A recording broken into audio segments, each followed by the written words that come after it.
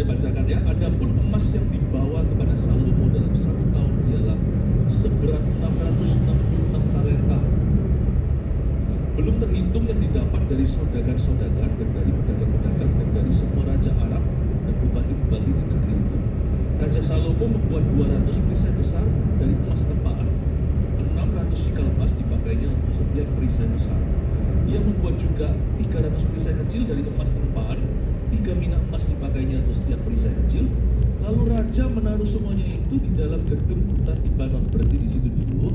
Jangan terpukau dengan jumlahnya karena jumlahnya wah. 1 talenta di sini itu artinya 34 kilo. 1 talenta emas itu 34 kilo emas, 1 talenta perak 34 kilo perak, 1 talenta jerami itu 34 kilo jerami. Itu banyaknya bukan main, ya. Jadi kalau emas yang dibawa kepada Salomo ayat 14, ini soal penghasilan Salomo dan kekayaannya.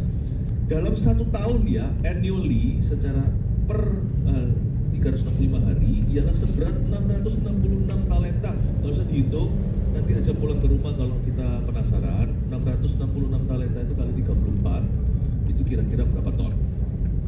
Kalau kita lihat jumlahnya, wah ini nggak relevan buat saya. Jangankan ton, saya itu masih di level bayar tagihan. Oke, nggak apa-apa. Jangan lihat, makanya tadi saya katakan, jangan bandingkan hasil akhirnya atau modal awalnya. Tapi kita sekarang itu harus membandingkan prosesnya. Paham maksud saya ya? Di situ kita akan menemukan hikmatnya. Nah, prosesnya setiap orang itu sama. Garis startnya aja beda. Garis finishnya, maksudnya hasil akhirnya masing-masing sama. Tapi prosesnya dan tujuannya sama, yaitu Tuhan. Mari sekarang kita lihat beberapa penghasilan utama Salomo dari ayat-ayat yang kita baca tadi ini, dari ayat 14 sampai 17. Saya menemukan Salomo itu hanya punya 3 bisnis. Dan dia tekuni terus. Kalau Anda baca, yang pertama, adapun emas yang dibawa kepada Salomo dalam 1 tahun ialah seberat itu. Emas ini kalau kita baca dari ayat-ayat yang lain, ini hasil ekspedisi pelayaran Salomo, hasil kongsian dia dengan partner atau mitra mamanya. Nanti kebaktian selanjutnya saya jelaskan peraturan bagi orang Kristen yang mau kongsi. Jadi itu hasil dari pelayaran, dan setiap tahun menghasilkan emas sekian. Yang kedua dikatakan di ayat 15, belum terhitung yang didapat dari saudagar. Saudagar itu adalah pengusaha-pengusaha yang datang pergi hanya lewat saja.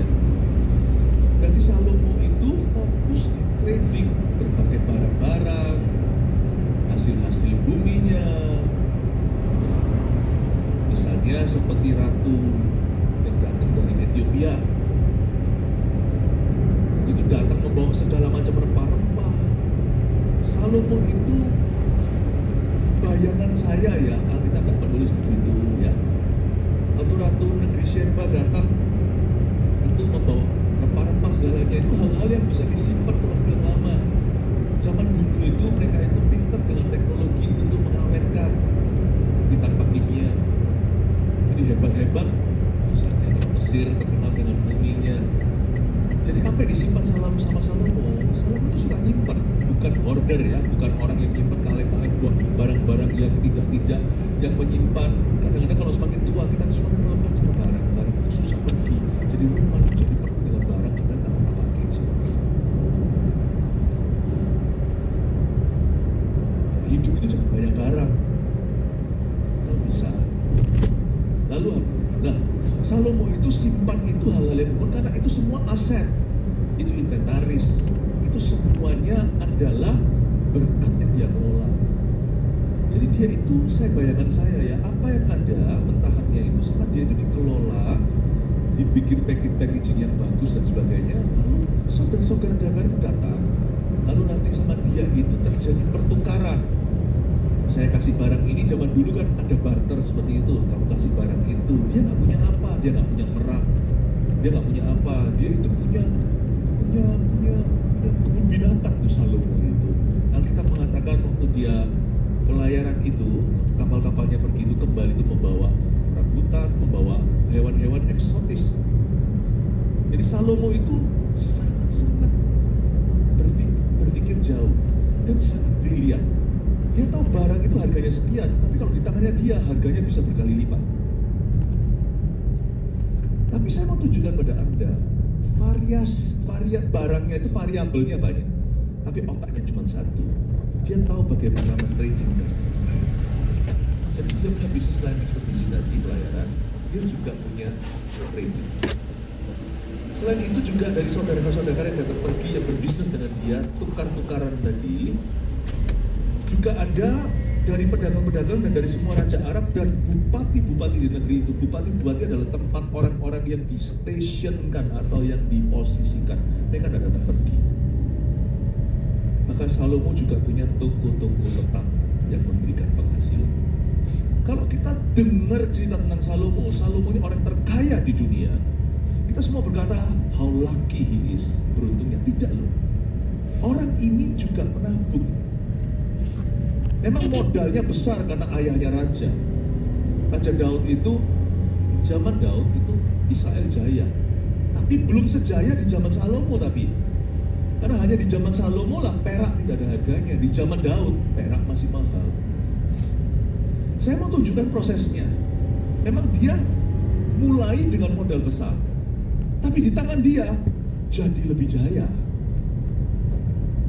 Jadi jangan sampai ada orang mentang-mentang anak orang kaya. Gak tentu nanti apapun modalmu ataupun penghasilan yang sudah ada itu bisa bertambah, bisa berkurang di tanganmu, bisa bangkrut. Prosesnya Bapak Ibu bukan modalnya, bukan hasil akhirnya, prosesnya. Saya mau tunjukkan kenapa saya tadi jelaskan jenis-jenis bisnisnya Salomo. Berarti orang ini tidak seperti beberapa orang yang coba segala bisnis. Jurusnya itu kalap, pokoknya cari uang, segala sesuatu halal. Salomo itu fokus, makanya dia besar. Dia konsentrasi. Nuh membangun bahtera, Salomo membangun pelayaran. Lupakan jenis bisnisnya. Saya tunjukkan ada 3 untuk membuktikan bahwa orang ini menekuni bidangnya. Dan dia tidak tabrak lari, hit and run, dan mau cepat kaya. Dia tambah kaya, bukan mau cepat kaya. Karena dia mengelola apa yang ada. Dia cuma punya 3 line. Dan dia kembangkan mati-matian. Dan menjadi raja terkaya. Ibadah tadi saya jelaskan tentang divine placement, penempatan ilahi. Ada orang itu yang jurusnya 1000 kaki. Dia coba segala macam cara. Akhirnya gagal di mana-mana. Jangan over ambitious. Kalau Tuhan tidak, if He doesn't place you there, kalau Tuhan tidak menempatkanmu di bidang itu, jangan ikut-ikutan. Makanya nanti saya ajarkan, bahkan anak muda sudah diajari untuk pilih jalur kuliah. Itu dari SMP harus mikir. Setahu saat SMA kita itu sudah terbiasa lelet soal begituan. Tapi kalau hal-hal yang nggak perlu, kita itu selalu mau teknologi terbaru. Saya mau tunjukkan dari ayat-ayat ini bahwa Salomo pun tidak jurusika. Dia tahu dia paling ahli di ekspedisi tadi. Dia tahu dia paling ahli dengan bisa menukarkan barang itu, mengelola. Dia punya toko-toko tertentu di bupati-bupati. Inilah ekonominya kerajaan Israel zaman sekarang. You see, he's a working man. Rehabeam, a party boy. Anaknya Salomo nanti lain cerita. Ya makanya Salomo ini seorang pebisnis yang luar biasa, pengusaha, tapi dia gagal didik anaknya. Ya susah lah. Kamu siapa? 1000 istrinya. Kamu siapa anak muda? Aku anakmu. Oh oke. Namamu siapa? Gak tahu dia. Makanya itu dia bobrok di rumah tangganya. Hari ini kita satu-satu ya. Family kan minggu lalu sudah untuk streaming. Kita ngomong tentang bisnisnya aja. Ya. Pelajari sesuatu bahwa Salomo itu bukan hanya fokus dan konsentrasi pada bidangnya yang dia tekuni, tapi di ayat 17